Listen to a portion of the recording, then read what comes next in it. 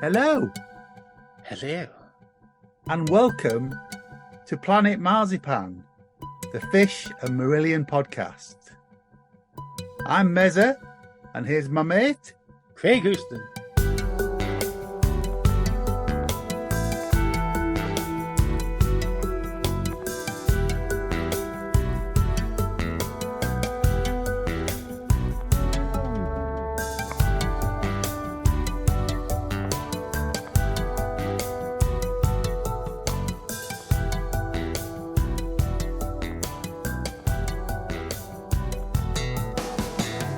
Hello, welcome to Planet Marzipan. I am Meza. I am here with my good friend, F.E.A.R. F.E.A.R. And we're welcoming our guests from the last episode back to talk about F.E.A.R again. So welcome back, Darren Moore. It's been a week already. Yes, it has. That Been fast. sat here all week. Mike Barton. Good evening again. And James Levey. Hello once again. Hello. So if you've not heard part one, please go back and listen to it. It's an absolute love fest about F.E.A.R.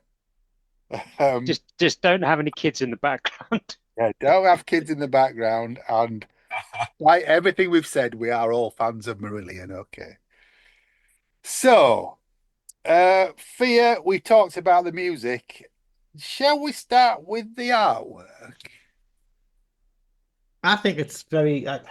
Isn't there technically like two front covers because there's the gold front cover with the embossed F.E.A.R on, and there's also the inner cover with the Union The Jack flag. flag. Yeah. Yeah.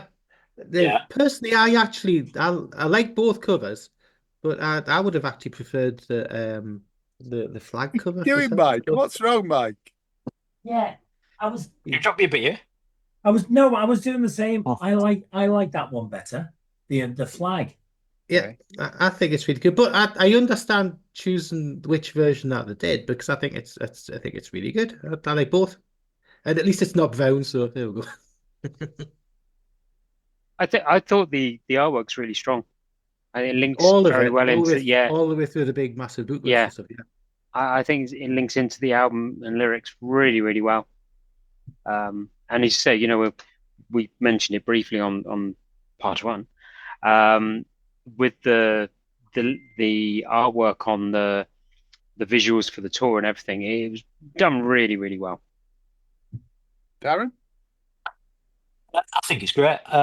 Yeah, the kind of the stamp with the 18 and the AU is quite clever as well.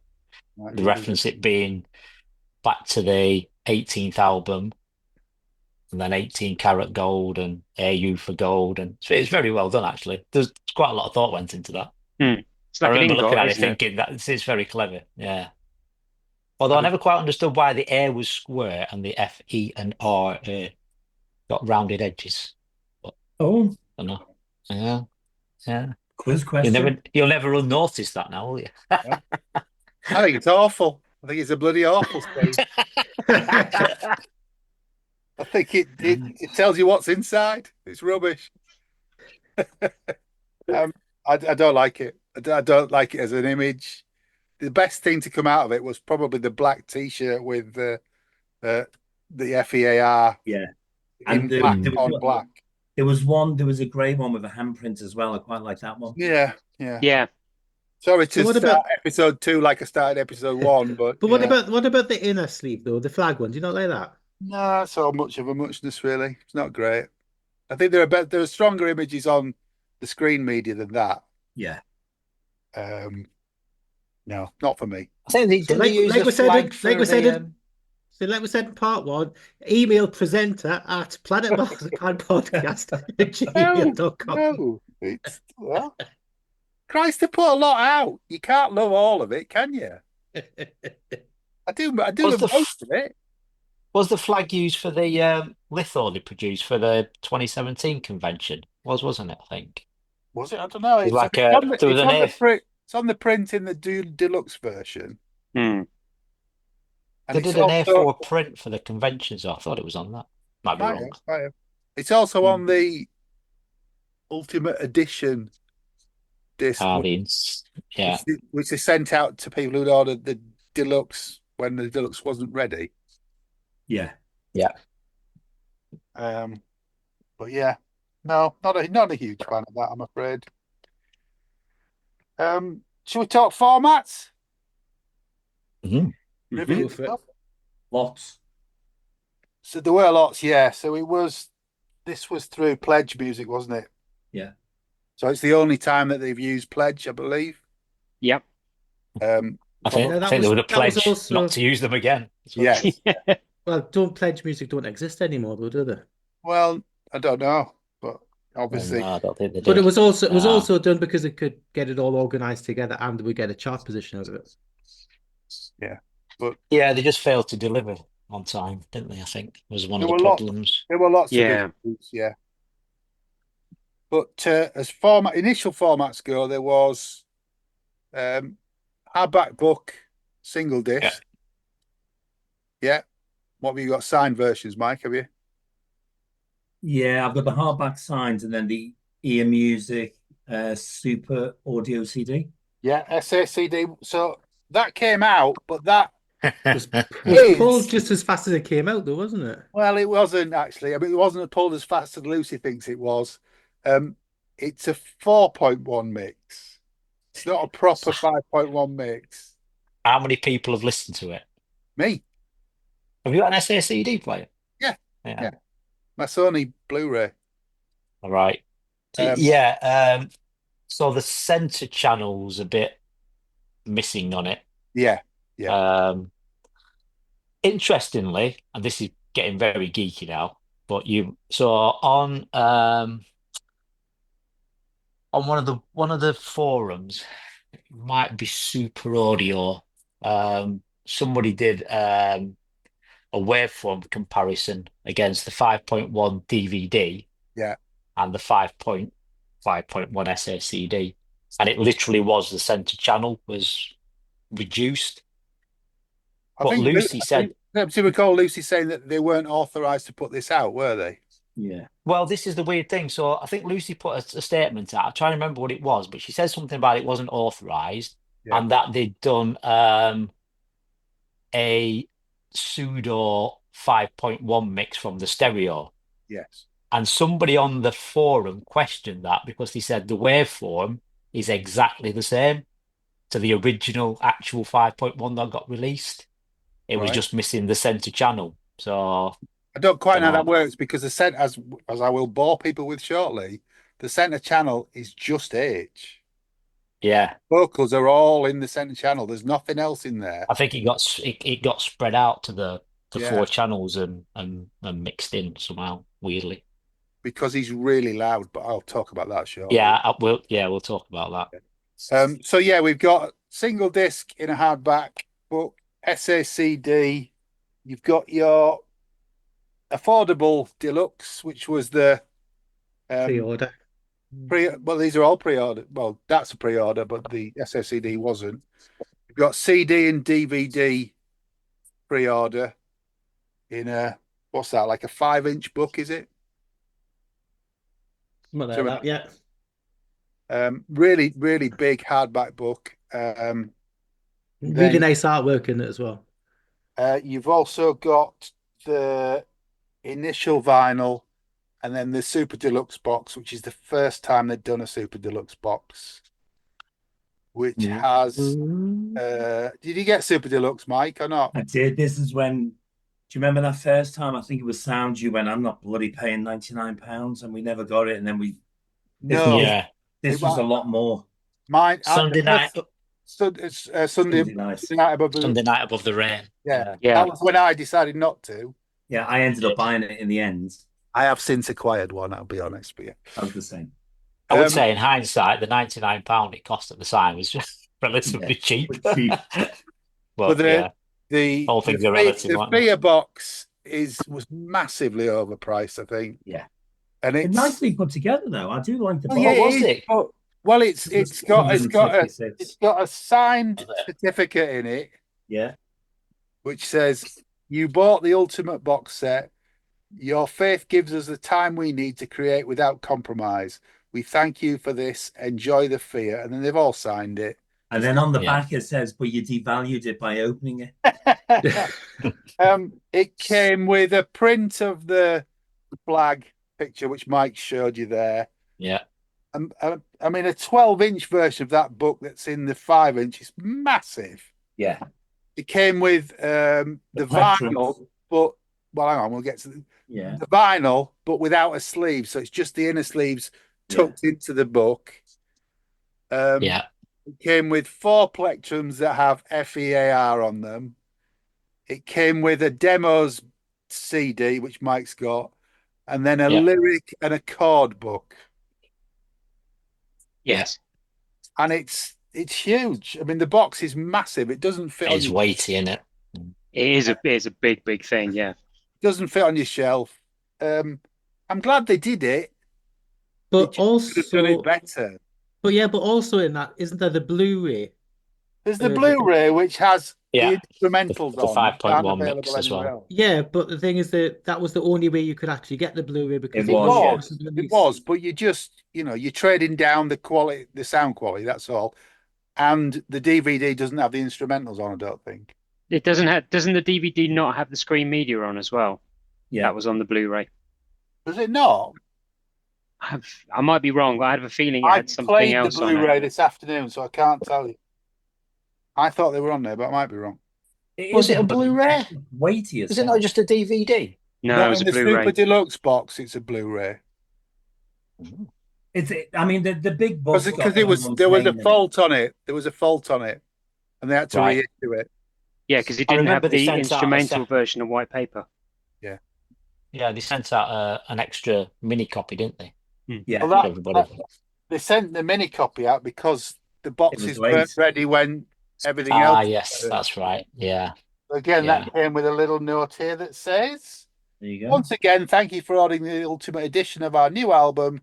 Owing to several issues, including an important piece of machinery at the factory breaking down, we are devastated to have to tell you that the box sets will be delayed by a couple of weeks at least. In the meantime, to try and allay your disappointment, we have sent you this Ultimate Edition CD so that you can listen to the music on release. We're very proud of this work and we hope you enjoy it. We are so sorry that the box set is a little late. We'll be with you very soon.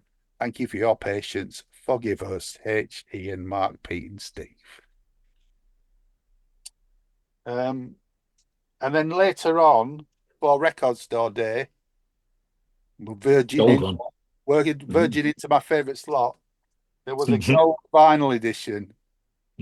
All right. Do you want to slide into your favourite slot now? Yeah, it's just for the record, fans. Come on. Fans of Just for the Record. Come on, you vinyl nerds.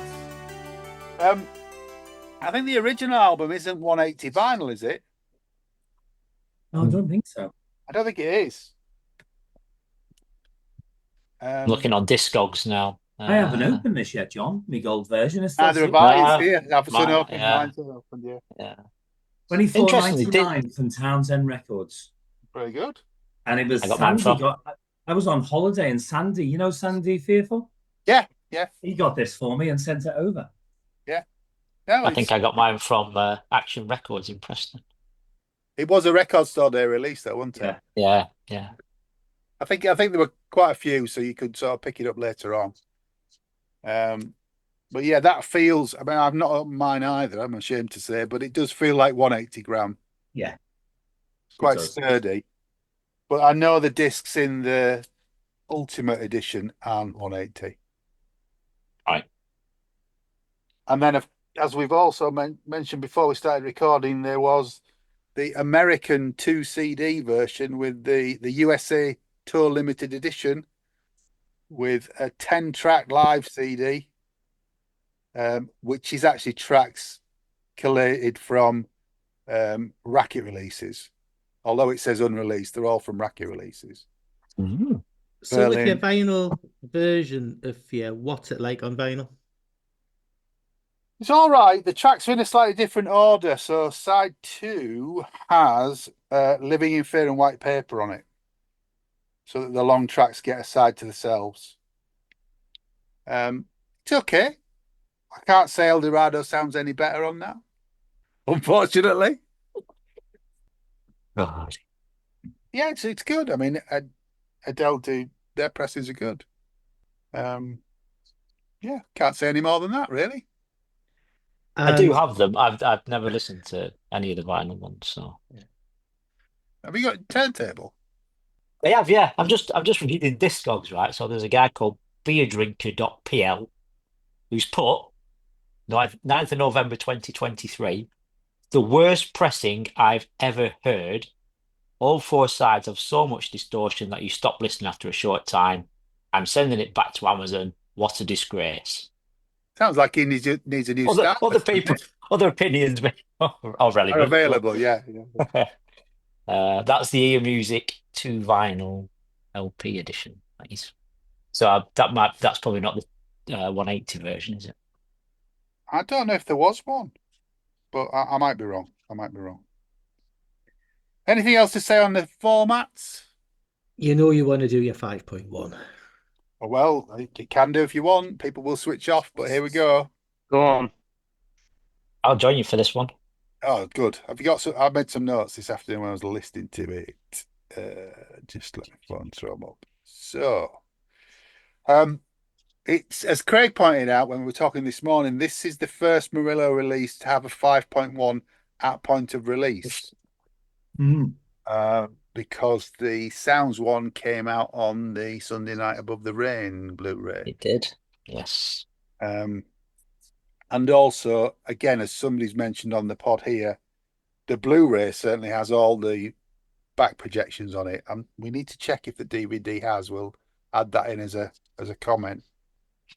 But the first It's thing, got it. The DVD does have all of the songs played with the videos right? with the back projections on that. So that you Yeah, use that. So that does I thought it had. Yeah, so it that's the does have that. same. It's just not as Blu-ray Not as quality. high quality. Yeah. So starting with El Dorado, the the setup is pretty much standard for the entire disc. So H's vocals are in the center speaker, but El Dorado starts out with the acoustics in the front, and then the birds tweeting in the rear speakers. Um, when the gold kicks in, the keys come from the front and the rear. It all sort of wraps around you. Pete's bass, which sounds amazing on the stereo. It's one of the highlights of El Dorado for me is when Pete's bass kicks in. No, that is a highlight, Mike. Don't choke there. But it's even more noticeable in the 5.1, I thought. Yeah. H's vocals just are too loud in this. They're way louder than everything else in this. On this track, it sort of varies across the disc. I think where the full band kick in, when the full band kick in, it's not so noticeable. When it's more stripped back, his vocals are too loud in the center speaker. Um, yeah. Anything on El Dorado, Daz? Um, I, so previous to this, Sounds had come out, like you said, but it was afterward. Yeah. I love my surround mixes, always have done, going way, way back. My To give him his due, has, in my opinion, got better. Some of the Yeah. later stuff He has, yeah. that he's done for the remixes and the deluxe editions. So things like Seasons End, Holidays, I've, he's come on a long, long way. His early mixes, the one he also did for Radiation, it sounds like somebody trying their hand out at getting 5.1 going and not quite understanding how we wanted to hear it. So it sounds like, to me, they sound like it's been mixed as a gig in that Yeah, it's very front with heavy the ambient in the rear and speakers. it's just Yeah, ambient. It's yeah. not, it's not Stephen Wilson level of I don't think panning this stuff is as bad around. as that. He started to get No, to it's grips with getting better. It's getting yeah, better. yeah. But H's vocals are far too center heavy and very, very powerful. Yeah. And it just destroys everything else. In fact, I think I turned the center down a bit just to kind of level it back out again. Well, I mean, it does, as I say, it does change over the disc. So living in fear, I don't think H does come across as too loud because there's other things going on that kind Mm. of even it out. The intro on Living in Fear, the keyboards are in the front. Ian appears in the rears when he starts to play, and then Rothers wraps around the front. The backing vocals in the We're Not Green section are all in the rears. Around the back, yeah. Yeah. Yeah. Um, as is the We Don't Invite Crime backing vocals later on. It's all wrapped around you behind you, which is nice. So there are some nice touches to it. Um, levers. There's some keyboard effects in the four corner speakers that kind of wrap around you in the intro to the levers. It's a really open mix. I mean, it helps that this is one of my favorite tracks on the album, but I think Yeah. it just throws a lot of space into the mix. The vapor trails in the sky section particularly sounds lovely, and I put the vocal volume adjusts on this track, and is better for it. It is actually does, yeah. Yeah, Again, there's so much going on in levers. The whole thing benefits just from having that extra space. yeah. So just to breathe, and like you said, you can pick out stuff happening. Well, there's things Um, there's things that I've not really noticed in the stereo mix towards the end of Levers. We won't be much use to you dead. There's some really nice Kelly piano riffs that I'd never really heard in the stereo mix. okay. Towards the end, uh, White Paper, because of the sort of intro, it starts. Everything's at the front. It's the center speaker Mm. and the two front speakers, until the 40 Shades of Green, and then it opens out into the Opens up. full Mm. band mix. And when it breaks back down into the families walking in the park, by that point it is still in all four corners. Um, New Kings, Rothers and Kelly, some really nice colours in the intro to it, that are not strikingly obvious in the stereo. This is where I think you're right. Mike's really starting to get to grips with it by this point, and throwing Yeah. some of these things, throwing light on some of these pieces that we've not really heard before. And obviously, when the plane flies over in surround, it's just. Yeah. That does work well. Yeah. And then Tomorrow's New Country is a really simple sort of. He's just Yeah. taking it right There's not back. much you can do with that, is there? No, Yeah. no. But I think it's a nice mix. It's nice to have. Yeah. I like I say, it's one of them. I'll probably not listen to it. Like I said, I've not listened to the whole album in a long time until today. I remember when I listened to the 5.1 thinking it was an improvement over previous attempts at what Mike had done. And then since then he's gone Yeah. far better. It's exponentially better to what he has been doing. So fair play for him for that. Yeah. Okay. It's not available now, then, is it? I presume because the deluxe box, even the small deluxe box, isn't available, is it? No, I think it's all gone. So unfortunately, you can't get your mitts No, on the DVD. It would be good if it got like a separate like Blu-ray re-release, because I'd pick up the Blu-ray of it since I've only got the DVD and the thing. So I'd let you go for higher quality. Do you think they'll go this far with the remixes? Oh, of course they will. I mean, we might not be for a long time, but Somebody that might yeah. have, somebody that might have more info than us is shaking his head here. you're talking about formats. I think one of the next formats we should discuss is a certain making of. Yes. which is still available at Racket. Well, on CD? Mm. Yep. Oh, okay. What's it called, James? Panning for Gold. Okay. Yay. When did it come out? Come on, talk us up on your project. When did it go? Last conventions, 2023. Yeah. Do you If come I up with the remember names correctly. of the ships? Sorry, Do you come up with the names? The I album do. names? I did. The Nice only one. one I the only know. one I didn't was Marbles. Right. Glass I, half I full. Yeah. yeah, I had it as dark and spooky. Spooky. That Sounds was like a my that was porter. that was my name for it. But yeah, no, Panning for Gold was mine. I had that ages and ages ago before I even started putting the makings of it. I thought Panning for Gold, it Okay. makes sense. That's But no, good. it's it's got some good stuff on it. It's got Mike's early version of the Levers on CD2, which has got a lot of music that was never released. A lot of the music, well, I think about 2/3 of the music that wasn't used. Where Mike puts an early comp together of a potential version of the song to play to the band to say this is I think we could use, and actually they got rid of or they replaced some bits and pieces. So that's different. And yeah, there's lots of, I think on the first disc there's some really good alternative parallel versions of some songs which could go in a different direction. Yeah, brilliant. Okay, highly recommended. Mm. And some liner notes around if you want to know more about how the album was made. Yeah. How much is it? Yeah.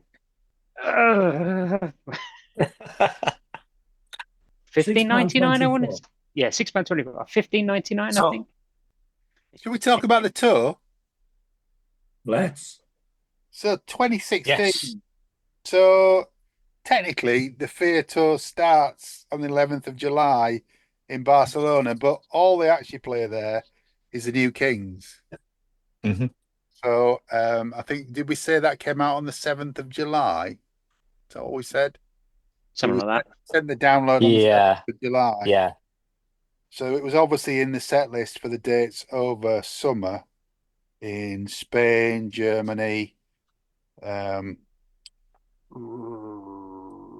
was a lot of outdoor ones because I think we There's did festivals, wasn't there? Verona. Yeah.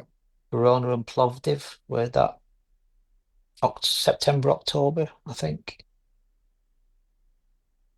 Well, I think So was that a year later? Verona was 10th of September. On the next gig on the Marillion.com site is the Leamington gig at the Assembly Rooms on the 12th of October. Oh, well, Plovdiv was a year later, wasn't it? As me. Because I think, wasn't it the UK tour was the first tour they really played a lot of the other songs from the album? It was, but it didn't. It was in segments. It wasn't all in one part. Mm. Well, the Leamington was definitely was El Dorado first time, wasn't it? Yeah, and it was done as an encore, wasn't it? 12th of October. Leamington was the one where everyone dropped. New Kings and El Dorado. And then Living in F.E.A.R as well, they played that night. Yeah. So the native, was the encore, right? And then, yeah, the native people fainting. Yeah. People. Hence Living in F.E.A.R. Weird gig, wasn't it? On to the American tour, which Mike and Darren, you went to, didn't you? We did. Yeah, so I flew out and did section first, though. No. Leamington was the warm up for the Oh, American. yes, it was. Yeah, of course it was. Yeah. And then I flew out and did San Francisco, LA, and then 2 nights in Chicago. Yeah, we done Denver first, and then we all met in Chicago. Me, you, and then we all met up in Chicago. Yeah, me, you, Taff Irene, Helena, and Weird Steve. Yeah. And we shared a brownstone. It was the World Series was on Chicago, where the Cubs were in the World Series for the first time. It was mental. 90 years. Or was it at Wrigley Field, or was it somewhere? Yeah, Wrigley Field. Yeah. And we were had a about brownstone 3 roads away. Airbnb, literally around the corner from Wrigley Field. It's crazy. Yeah. But back to the gigs. I mean, they were all great. Seemed to go down well. I'd never been to an American gig before, so it was quite. They were very enthusiastic. Yeah. San Francisco was standing. LA, I think, was up in the balcony. All different. Chicago was a 2-nighter, wasn't it? Did they play different stuff? I can't remember. Was it just the set lists weren't that much different? There's only a couple of songs different. Denver was seated. I remember that. And then we done the 2 in Chicago, and then we went to Cleveland, and it was the Hard You did Rock. Cleveland, did you? Yeah. Yeah, the Hard Rock Casino, which was seated. And did H come out and say, "Hello, Cleveland"? He did. Excellent. There you go. There's a Spinal Tap moment. Except it wasn't in Cleveland. Hello, Springfield. You're much better than them lot in Shelbyville. Is it Hard Rock Live? It's in Northfield. Yeah, that's the one, Northfield. and it had a weird casino where you didn't actually put money in. You had to put money on a card and put the card in, and you didn't actually win anything. It just went on the. It was bizarre. It was bizarre. Okay. Well, the American Good tour show. kind of rolled round till the 8th of November, and then towards the end of November, 27th of November, the UK leg started with Friars. Again, playing this similar sort of set list, includes Living in Fear, New Kings, and El Dorado. I think Craig, you and I certainly did Friars and Yeah, Manchester Academy. yeah. Didn't You guys were there, weren't you? Yeah, I was at the Aylesbury one. Didn't they encore with the Invisible Man um with the projection of H appearing as the face? They started with They the they Invisible started with Man. it. Ah, they Right. did, yes. That was always a bit weird that they started with that and used El Dorado as the encore. Always felt a bit odd to me. Mm. Yeah, I'm not sure. I mean, as much as I love El Dorado, I don't think it works as an encore.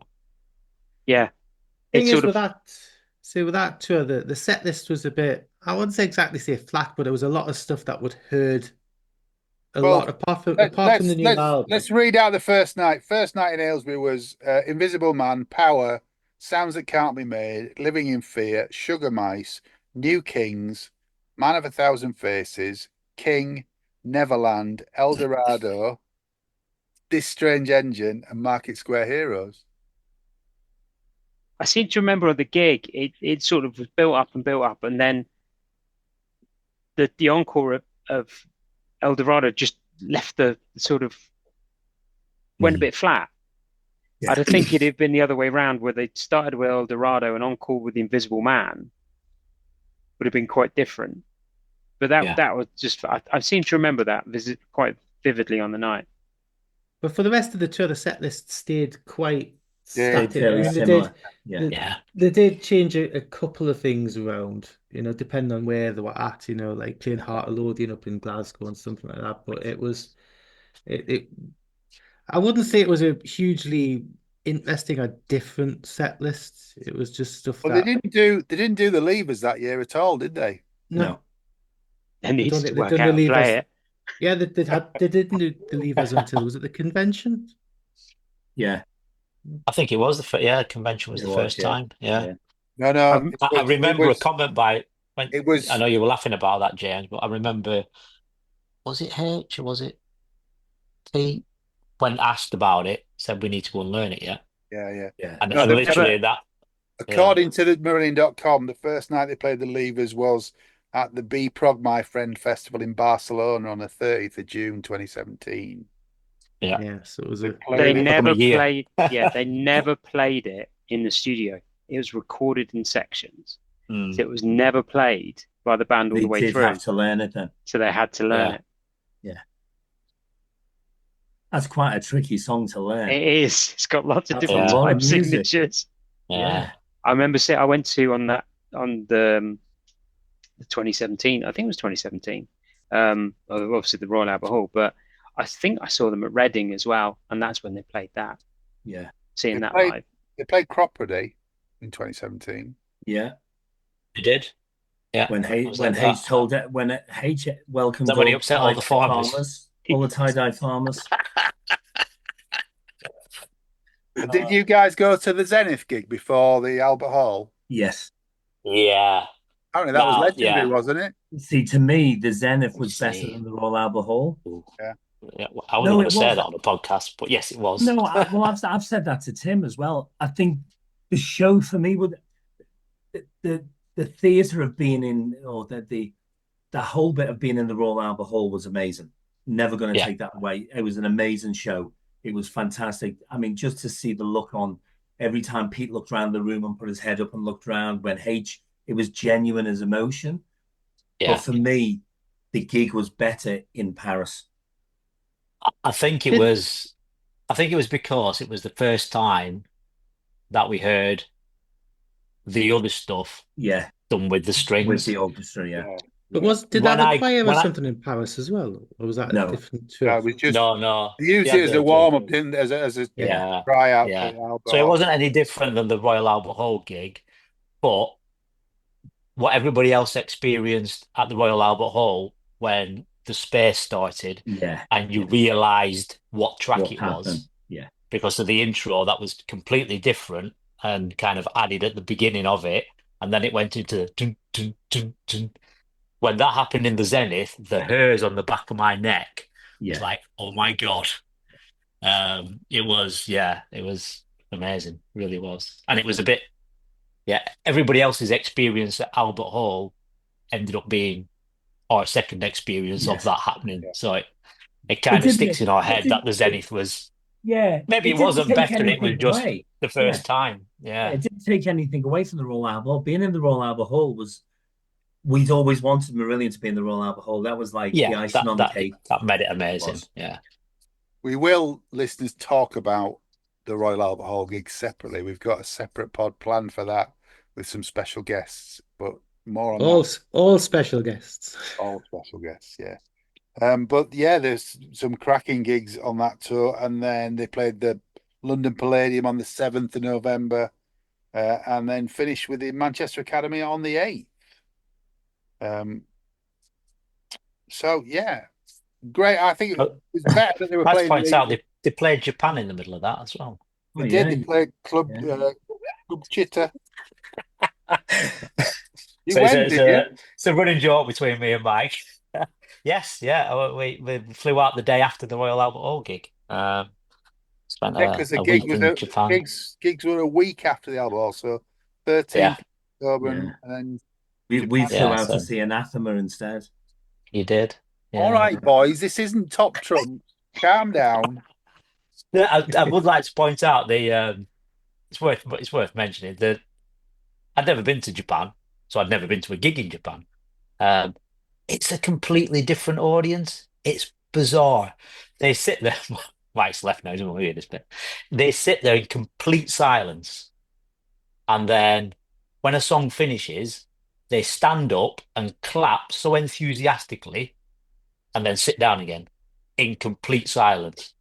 So there's none of this singing like we get at our gigs Yeah. where we sing along to the songs and that. None of that. They all sit there, and even to a point, H mentions that at some it was freaking him out that I think it was the end of might have been Out of This World. I think this might have been the second time, but it had finished, and then it took about 15 seconds for the audience to realize the song had actually finished, and then they all stood up as one, start clapping really fast, and then all sit down again.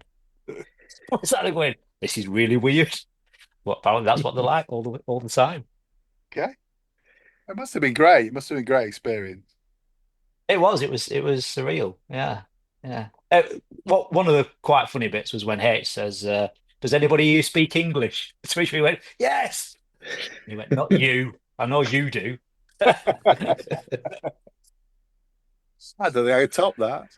Anything else you want to say about In Defense of Fear, Craig? Here. No? Okay, moving on then.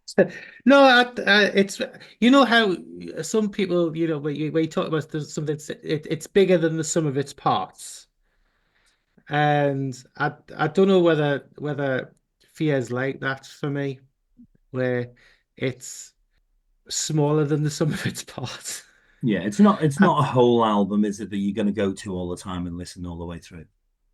no, no, I'd probably sell it a little bit short, to be fair, but it's just personal taste, and I think I was disappointed with it compared to Sounds That Can't Be Made.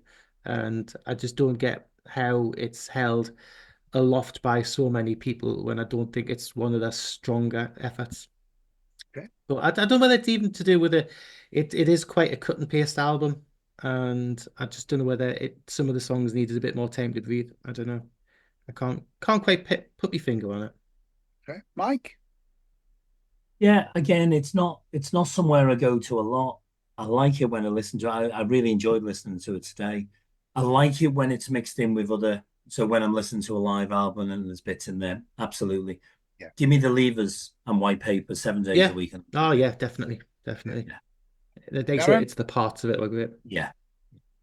Purely for El Dorado. Yeah. Amazing. To me, it suffers, like others have said, with the cut and paste feel of it. to me, that started on sound probably with Gaza and Montreal. Bits of it, although they were split into segments. Part of them, I'm sure we had a conversation about Montreal, which I said sounds like the best of Marillion instrumentals all stuck together. But some bits where you go, oh, that's the blue pain section from TSE, and that's this and that's that and that. Um, I don't go back to it often. Enjoy the tracks when they're played live, Yeah. but wouldn't sit down and listen to it. Okay. Yeah, I think there's enough on it for me to think that my favorite band haven't lost it. It's got the levers on it. It's got white paper on it. It can even, I even got time for living in fear. But I don't dig it out like you guys. Probably listen to the tracks on a live album rather than dig out the studio version. Yeah. That might be why I've heard stuff on the surround mix today that I think, where's that come from? Might have always been there, to be honest with you, but I don't play the studio version that much. Well, that was enlightening, wasn't it? So now you know what we think of Fuck Everyone and Run. Oh, you've said it now. I've said it, yeah, yeah. I don't like saying it, as I may have mentioned in the previous two episodes. But we put the post onto Facebook to say that we would be looking at F.E.A.R and reviewing F.E.A.R, and we got lots and lots of comments. So first of all, thank you for that. If you put a comment on, thank you very much. We've got nigh on 60 comments, so we'll give you the highlights now. If you don't get read out, I apologise, but please keep putting the comments on, and we will sort of vary it coming up. As promised, we've got an All One Tonight episode planned, so not really discussed that much in these two episodes. But we asked, or I asked, or Craig asked, no, it was me. That was you. What do you think of the F.E.A.R album? And in no I guess particular order. he's gonna put my tin helmet on. Yes, yeah. So Patrick Van der Splinter said, Marillion performing at pro level. Mhm. Michael Haskell, Levers is my favourite, and there was an emotional connection too in the wake of the EU referendum. I was a Remainer. There are sections of the other tracks which I liked as a whole. It's not one played very often. Important lyrical messages which, in terms of the inequalities of wealth and opportunity, still resonate. Felicity, our good friend. For me, El Dorado and the Levers are great. The rest I can happily live without. I should love the new Kings on principle, but it just seems like a rehash of the first song, not done quite so well. Interestingly, this is the album that got my dad back into Marillion after about 20 years away. Yeah. And then she's got a controversial view on the Royal Albert Hall gig, but we may just include that in the All One Tonight episode. David Moy said, disliked the title at the time, and that view hasn't changed. Good man. Thought it was a very strong release at the time, especially the New Kings and the Levers, but somewhat oddly, I don't find myself reaching for it from my Marillion shelf too much these days. I appreciate that most would probably rank the album higher, and I would have done on release, but it hasn't aged well with me, I'm afraid. Also, this Uh, is one album I prefer to listen to in its original form rather than hear live. Wasn't a massive fan of the tours at the time. Overall, I would place it about 11th to 13th in my studio rankings of Marillion's albums. It plods a bit for me at times. And he says, keep up the excellent work, guys. Thank you very much, David. Gary Millward, my least favorite Marillion album. Never done it for me, although the Levers live was great. Russ Parker, fabulous big concept piece raging at the unfair and unjust in society that modern Britain sadly offers. If Marillion do anything well at all, it's long storytelling pieces, and this album is full of that type of track. Personally, I love the sleeve, also in its simplicity and representation of gold nuggets, which sums up the album's theme beautifully. Stephen Dempster, love it from start to finish. White Paper is up there as one of their best. White Paper is a cracking track. David Edwards, I like it, and it helped me reconnect with the H era after I drifted off somewhat after Marbles. Loved seeing it live on the tour, but understand why it is Marmite for some. Yeah. Seamus Colgan, friend of the pod. Rather long post, highlights of which are this is the album that truly restarted my love for Marillion, which had originally begun in '89 and somehow went into hibernation around 1994. During lockdown, I was digging into 70s Genesis, as you do, and YouTube recommended Easter at the Royal Albert Hall. I was gobsmacked after not hearing the song since, I guess, '94. I had to dig out my old copies of Seasons and Holidays, and of course I checked Spotify to see what the band had been up to in those lost decades. Fear was first stop along that journey of discovery. I did remember reading a very positive review on a German music magazine and another one for a live concert a bunch of months later. But as usual, time, money, and other distractions got in the way. Anyway, Fear is flipping amazing, gorgeous, perfect, and still my favourite album from the band.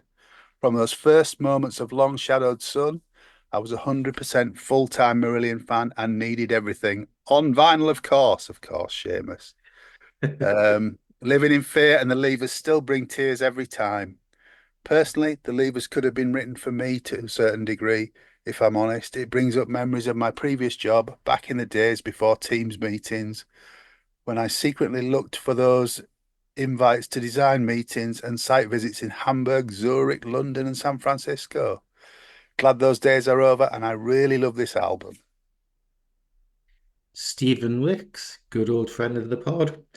One of their very best, not a bad song on the album. Highlights are El Dorado, All One Tonight, and White Paper, but the rest is fantastic too.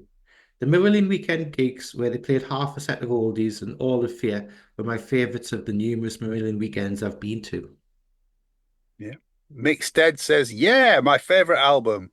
Coming up for its 8th anniversary, which has passed by the time you're hearing this. It's also my birthday. Hope you had a good day, Mick. Really looking forward to this episode. Well, I hope it's not let you down. There's a lot of opinions in here. Nicholas Bellingham, I still love it and listen to it regularly and prefer it over Sounds That Can't Be Made and An Hour Before It's Dark. Controversial, I know. Yeah. Paul McMillan. Fear does that thing that no band or artist should do and tackle politics. That said, this is Marillion and they do things very differently. The way this album goes from walled gardens to the outside world is brilliant.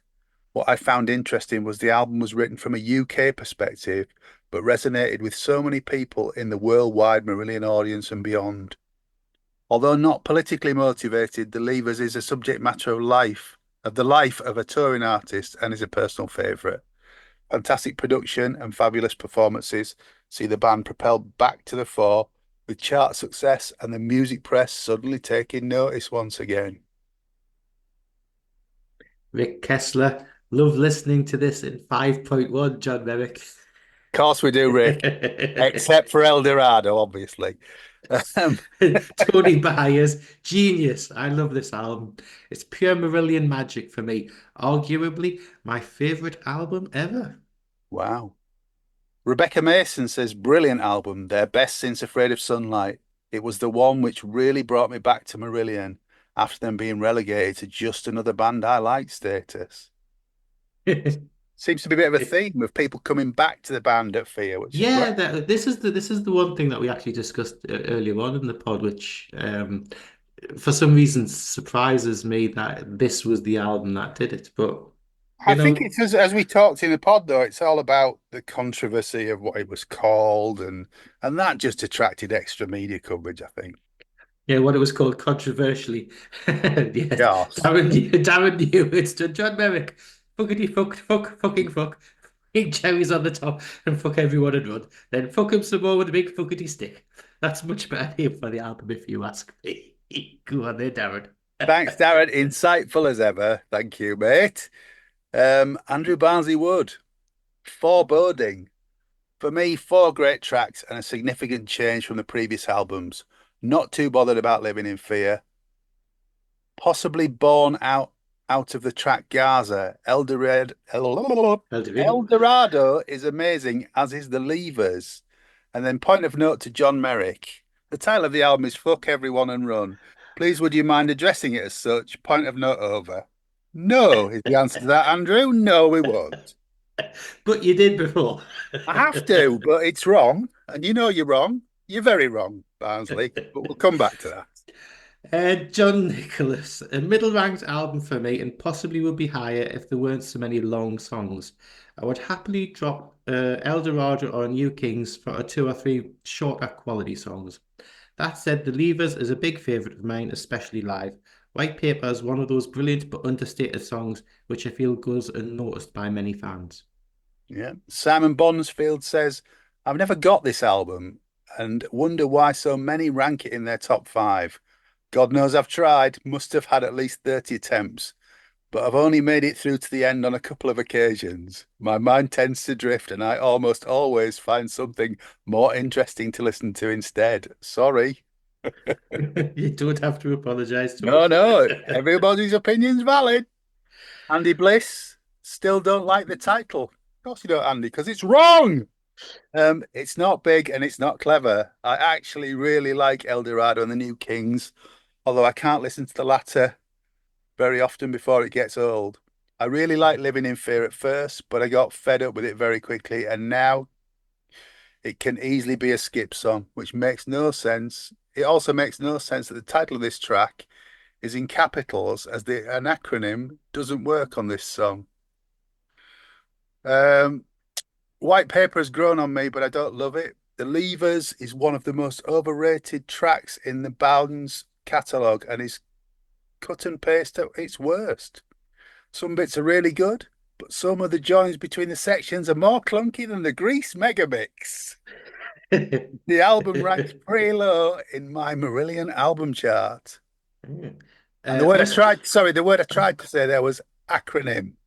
So before somebody corrects me on it, sorry, Craig. okay? It's easy for you to say. Oh, not. Russ Parker, fabulous big concept piece, raging at the unfair and unjust in society that modern Britain sadly offers. If Marillion do anything well, it's long storytelling pieces, and this album is full of that type of track. Personally, I love the sleeve, also it's in simplicity and representation of gold nuggets, which sums up the album's theme beautifully. Yeah. David Edwards says, I liked it and it helped me reconnect with the H era after I drifted off somewhat after Marbles. Love seeing it live on that tour, but understand why it is Marmite for some. Stuart Chandler, it's a grower. Really liked it from start, and now I think it's a masterpiece. The start of Marillion 3.0. Wow. Darren knew it once he calmed down, put a really long post on, which starts with, this is one of those defining albums where Marillion have set a new sound and milestone. It's a sonic and musical development like Brave. Really? A big bite to swallow, but worth it. He goes on to say later on in his post, any podcast of this album cannot skip the utterly amazing Royal Albert Hall performance of Fear, except this podcast, Darren, because we're doing it another time.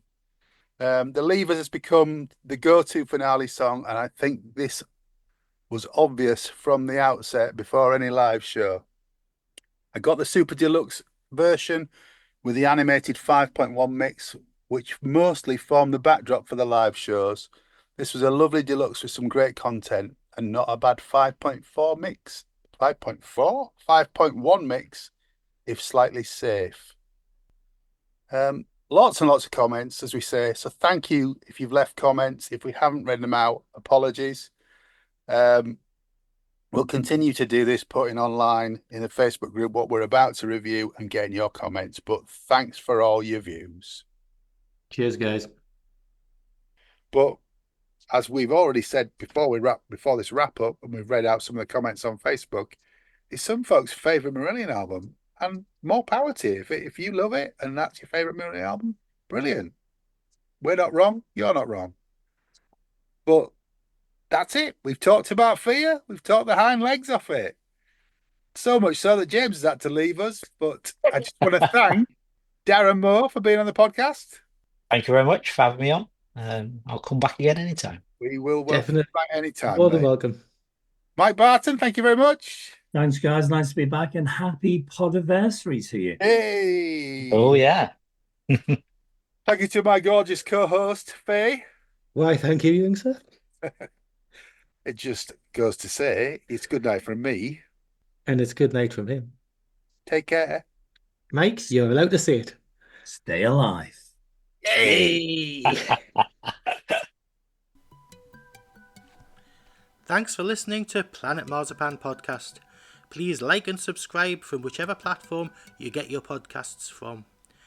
You can contact us at planetmarzipanpodcast@gmail.com and check out Marillion.com, fishmusic.scot or fishmusic.eu for all the good